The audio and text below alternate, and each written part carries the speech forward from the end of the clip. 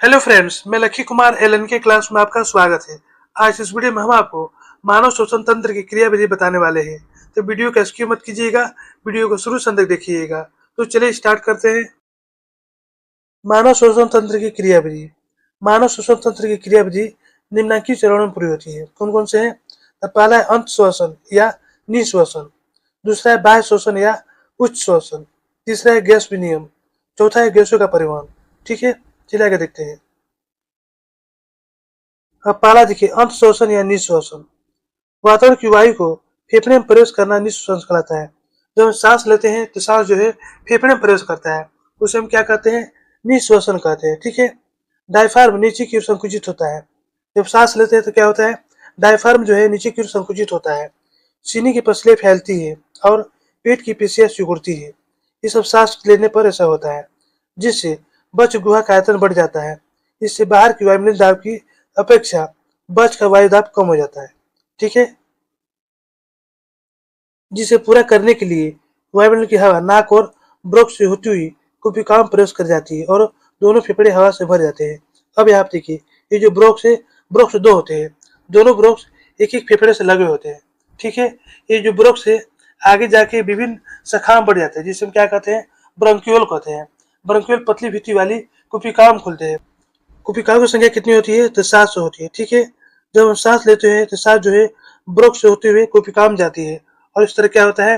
फेफड़े जो है हवा से भर जाते हैं। चलिए आगे देखते हैं। अब दूसरा देखिए, बाह्य श्वसन या उच्च श्वसन। फेफड़ों के अंदर की वायु का बाहर आना उच्च श्वसन कहलाता है। जब हम सांस छोड़ते हैं तो सांस जो है फेफड़ों से होकर बाहर जाता है, उसे हम उच्च श्वसन या बाह्य श्वसन कहते हैं। जब डायफ्राम ऊपर की ओर संकुचित होता है तो पसलियां दबती है। जब हम सांस छोड़ते हैं तो क्या होता है? ये जो डायफ्राम है ऊपर की ओर संकुचित होता है और पसलियां जो है दबने लगती है। ठीक है। और पेट की पेशियों का दबाव पड़ता है तथा फेफड़े पिचकते हैं। और क्या होता है? जब सांस छोड़ते हैं तो पेट की पेशियों का दबाव पड़ने लगता है और फेफड़े जो पिचकने लगते हैं और उसमें भरी हुई गैस ब्रोंक्स, ट्रेकिया तथा नाक से होती हुई बाहर निकल जाती है। क्या होता है? जब सांस छोड़ते हैं तो सांस जो है फेफड़े से होकर ब्रोंक्स में जाती है, उसके बाद ट्रेकिया में जाती है, उसके बाद नाक के द्वारा बाहर निकल जाती है। ठीक है। अब तीसरा देखिए, ऊतकों में गैस विनिमय। फेफड़ों में स्थित कोशिकाओं में भरी हुई वायु और कोशिकाओं के आंतरिक भित्ति में स्थित पोलमोनरी धमनी की शिराओं के रक्त के बीच ऑक्सीजन और कार्बन डाइऑक्साइड गैस के लेन को गैस विनिमय कहते हैं। गैस विनिमय किसे कहते हैं? तो फेफड़ों में स्थित कोशिकाओं में भरी हुई वायु और कोशिकाओं के आंतरिक भित्ति में स्थित पोलमोनरी धमनी की शिराओं के रक्त के बीच ऑक्सीजन और कार्बन डाइऑक्साइड गैस के लेन को गैस विनिमय कहते हैं। ठीक है।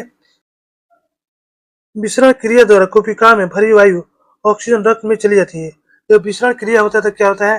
जो कोशिका में वायु भरा रहता है, यानी कि ऑक्सीजन, वो रक्त में चले जाता है और रक्त में उपस्थित कार्बन डाइऑक्साइड कोशिका में चली जाती है। रक्त में जो उपस्थित कार्बन डाइऑक्साइड रहती है कहाँ चली जाती है? कोशिका में चली जाती है।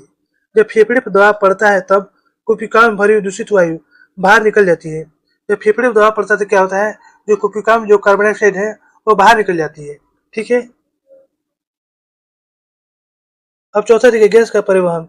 रक्त में जो ही ऑक्सीजन पहुंचता है उसे हीमोग्लोबिन नामक परिवहन प्रोटीन ग्रहण कर लेता है। कौन करता है? तो हीमोग्लोबिन नामक परिवहन जो है प्रोटीन ग्रहण कर लेता है और रक्त के साथ आगे बढ़ते जाता है। हीमोग्लोबिन ऊतक द्रव में ऑक्सीजन को छोड़कर मुक्त हो जाता है। हीमोग्लोबिन क्या करता है? ऊतक द्रव में ऑक्सीजन को छोड़ देता है और मुक्त हो जाता है। वो ऑक्सीजन विसरण क्रियाओं द्वारा कोशिकाओं में प्रवेश कर जाती है। जो ऑक्सीजन है विसरण क्रिया द्वारा क्या होता है? कोशिकाओं में प्रवेश कर जाती है। ठीक है। जिसकी सहायता से माइटोकॉन्ड्रिया के अंदर कोशिकीय शोषण होता है। क्या होता है? कोशिकीय शोषण होता है। किसके अंदर? तो माइटोकॉन्ड्रिया के अंदर कोशिकीय शोषण होता है। इस क्रिया में ऊर्जा उत्पन्न होती है जो एटीपी के अणुओं में संचित हो जाती है। किसके रूप में संचित होती है? एटीपी के अणुओं में संचित हो जाती है। यही कारण है कि माइटोकॉन्ड्रिया को कोशिका का पावर हाउस कहते हैं। किसको कोशिका का पावर हाउस कहते हैं? तो माइटोकॉन्ड्रिया को कोशिका का पावर हाउस कहते हैं। ठीक है। माइटोकॉन्ड्रिया में कार्बनिक पदार्थों के ऑक्सीकरण के फलस्वरूप कार्बन डाइऑक्साइड बनता है। कैसे कार्बन डाइऑक्साइड बनता है? तो माइटोकॉन्ड्रिया में कार्बनिक पदार्थों का ऑक्सीकरण के फलस्वरूप कार्बन डाइऑक्साइड बनता है, जो साधारण विसरण क्रिया द्वारा ऊतक द्रव में आ जाती है। क्या होता है? तो साधारण विसरण क्रिया द्वारा ऊतक द्रव में आ जाती है। वो हीमोग्लोबिन से जुड़कर उसके साथ फेफड़ों तक आती है। इससे जुड़कर तो हीमोग्लोबिन से जुड़कर फेफड़ों तक आती है और उच्च श्वसन क्रिया के माध्यम से बाहर निकल जाती है। तो दोस्तों यहीं पर हमारा वीडियो समाप्त होता है। यदि हमारी वीडियो आपको अच्छी लगती है तो लाइक सब्सक्राइब जरूर कीजिएगा, बेल आइकन जरूर दबाइएगा, जिससे नई वीडियो नोटिफिकेशन आपको मिलता रहे। धन्यवाद।